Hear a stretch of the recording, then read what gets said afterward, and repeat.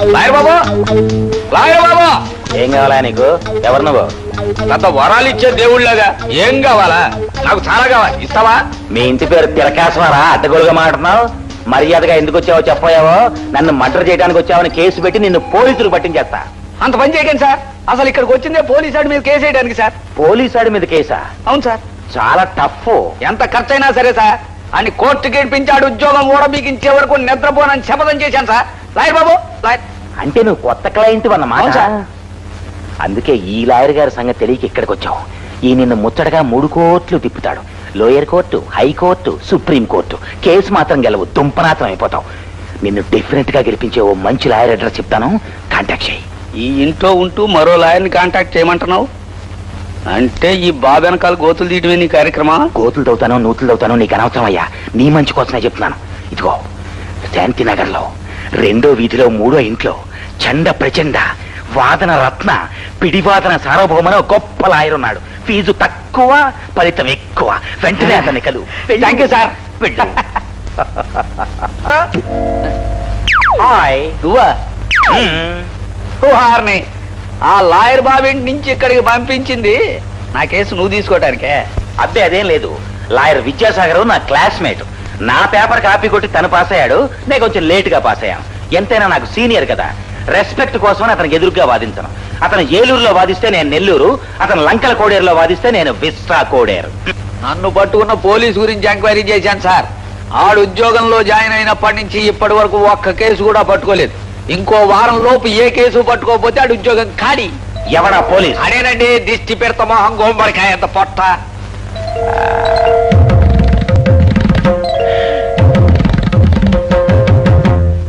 అర్థమైందా పోలీస్ ఆడెవడో? ఓకే, ఈ కేసు నేను టేకప్ చేస్తాను. అసలు ఇది నీ కేసు కాదు, నా కేసు. కోర్టులో బ్రహ్మాండంగా వాదించి వాడిని ఉద్యోగం నేను తీయించేస్తాను. వీలైతే ఈ లోకం నుంచే పంపించేస్తాను. ఈ జేబు దొంగతో కేసును ఈడొక క్లయింటునా? జేబులు కొట్టడం అంటే ఏలకోలం కాదు సార్. ఒక మనిషి స్పృహలో ఉండగా అతనికి తెలియకుండా అతని జేబులో చెయ్యట్టి అతని డబ్బు మనం తీసేసుకోవటం మామూలు విషయం కాదు సార్. జేబులు కొట్టడంలోనూ చాలా కష్ట సుఖాలు ఉన్నాయి. పీత కష్టాలు పీతవి. సరే సార్, నా వాగుడికేగానే మీరు కేసు వాదించేటప్పుడు మీకు మెంటల్ టెన్షన్ ఉండకూడదు. చాలా ఫ్రెష్ గా ఉండాలి. ఇదిగో సార్ మీ ఫీజు. ఇదిగో నాయ్, నీ ఇంటి 100 రూపాయలు, నీ విత్రి పట్టుటాలు 20 రూపాయలు. కొనగలిగే నా బంగారు క్లయింట్, నీ కేసు నేనే వాదిస్తాను. లాయర్ గారు, మొత్తానికి భలే క్లయింట్ ని పట్టారు. మీ బాకీదారులు జోబులు కొట్టేసి మీకు ఫీజుగా ఇచ్చాడు. మై గాడ్ నిజమే? బాబోయ్, నీ విషయంలో చాలా జాగ్రత్తగా ఉండాలయ్యా.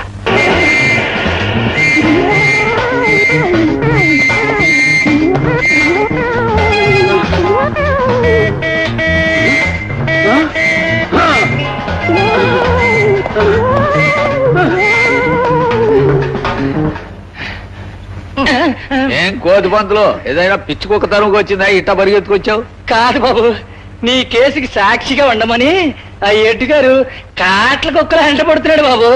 అసలే నా వ్యాపారం శాఖ నేను ఎడుతుంటే ఇదోటి.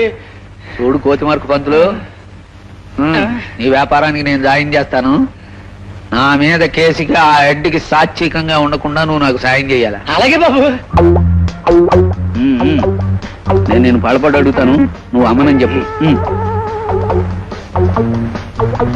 ఏమయ్యా, 100 రూపాయలకి పళ్ళపడి పట్టాలు ఇవ్వమంటే ఇవ్వనంటావు? ఇవన్నీ అమ్ముకోవడానికా, సంకం తిరగడానికా? అవునయ్యా, అమ్ముకోవడానికే ఇవన్నీ నా దగ్గర పెట్టుకున్నది. కానీ నీ ఒక్కడికే అమ్మేస్తే నా మిగిలిన కస్టమర్స్ ఏమైపోయి? అనవసరం. నేను నీకు డబ్బులు ఇస్తున్నాను, నువ్వు నాకు ప్యాకెట్లు ఇవ్వాలి. అన్ని నీ ఒక్కడికే అమ్మనయ్యా.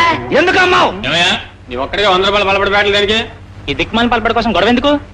నీకు దిక్కుమాలిందే కావచ్చండి. మొన్న ఏం జరిగిందో తెలుసా? నేను షూటింగ్ చూడడానికి మెడ్రాస్ వెళ్ళా.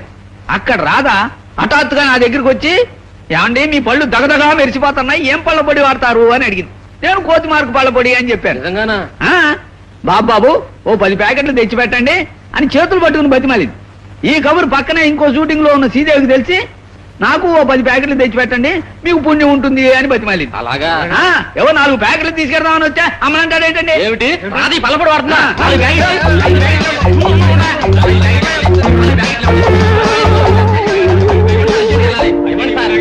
కాదు బాబు, నా తరఫునే వాదించాలి. ఆహా, నా తరఫున వాదించండి, నా తరఫున వాదించండి అంటూ 2 వ్యక్తులు ఒకే లాయర్ దగ్గరికి రావటం చరిత్రలో ఇదే మొదటిసారి అనుకుంటాను.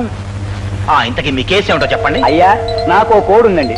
దానికి ఏం మాయరోగమో తెలియదు కానండి, రోజు ఈయన గారు పెరట్లోకి వెళ్ళి ఓ గుడ్డు ఎడుతుందండి. బుద్ధున్న పెద్ద మనిషి ఆ గుడ్డు తెచ్చి నాకు ఇచ్చారు కట్టండి. అప్పనంగా ఆమ్లెట్లు వేసి తినేస్తున్నాడండి. ఇదిగో మాటలు కిందగా రాని. అయ్యా ప్రతిరోజు నా పెరట్లో నాకు గుడ్డు దొరుకుతుందండి. అది నా పెరట్లోనే దొరుకుతుంది కాబట్టి నేను తింటున్నానండి. అయినా ఈయన కోడి నా పెరట్లోకి వస్తే గాని గుడ్డు పెట్టలేదేమో. అటువంటి అప్పుడు ఆ గుడ్డు నేను తింటే తప్పేమిటో. ప్రసాదం, ఇప్పుడు నువ్వు కోడి తరపున వాదిస్తావా గుడ్డు తరపున వాదిస్తావా? ఆలోచించగా ఆలోచించగా ఎవడు ఎక్కువ రేట్ ఇస్తే వాడి తరఫునే వాదిస్తాను.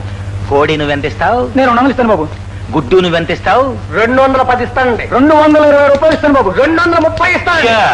మీరిద్దరు నా ముందు వేలం పాట పెట్టం కాదు, బయటికి వెళ్ళి మీ కెపాసిటీ ఏమిటో, మీ లాస్ట్ రేట్ ఏమిటో తేల్చుకుని రండి. ఈ లోపల నేను సెక్షన్ స్టడీ చేస్తాను. గో. అలాగే అలాగే బాబు. పదవ 250 రూపాయలు ఇచ్చినా సరే నా కోడి కేసు గెలిపించుకుంటా. 300 ఖర్చైనా నా గుడ్డు కేసు గెలిపించుకున్నా. కోడి కేసు, నా గుడ్డు కేసు. ఆగండి, ఆగండి. ఉందయ్యా, 30 గుడ్డు కోసం 30 రూపాయల కోడి కోసం 300 లాయర్కి ఇస్తానని పోటీ పడతారా? అది కాదండి, ఇది పరువు ప్రతిష్టకు సంబంధించి. పరువు లేదు, కరువు లేదు. మళ్ళీ మీరు కేసు కోర్టు అన్నారంటే కటాటాల వెనుకలు దోసేస్తాను.